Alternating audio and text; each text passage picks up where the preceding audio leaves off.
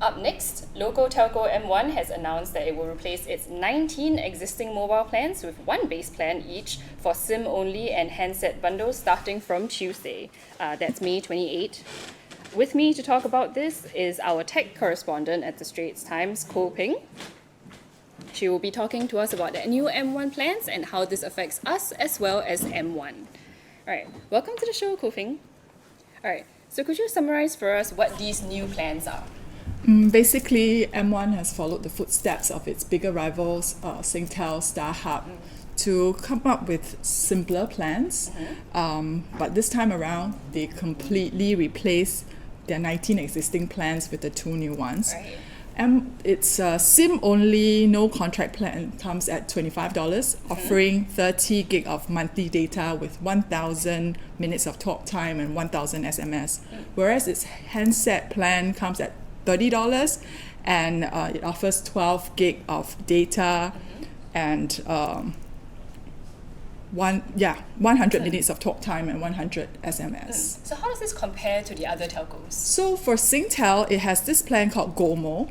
It's priced at $20. It has 20 gig of data, 200 SMS and 200 minutes of talk time. Whereas StarHub has this other plan called Giga, and it's $25 with 25 gig of data, 1,000 minutes of talk time and 1,000 SMS. So why did M1 introduce this change?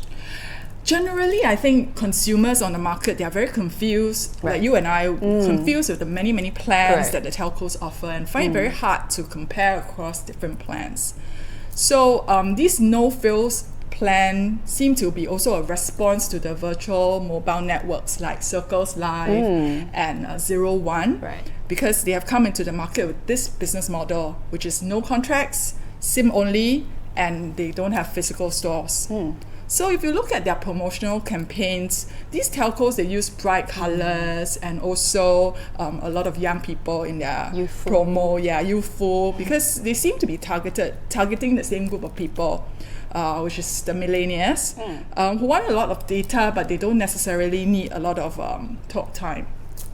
So these three big telcos, they probably have an advantage over the virtual mobile networks because they are the incumbents. Correct. And their no-frills plans are actually also very attractively priced.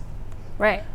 But comparing across all these SIM-only plans, no contract plans across the three big telcos, it seems like the M1 plan looks to be most value for money, and they have a lot of room for customization. So for the M1 users out there, like me, how are they affected by this? Yeah, so for those who are still on contract, I think they have to check with M1 on whether they are eligible to switch over to the new plans. And M1 says they can check on the M1 app or call them on their hotline.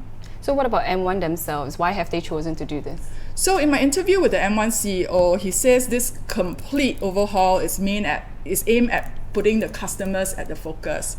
So they say this is part of their aim to be more relevant to the customers and give more personalized offerings.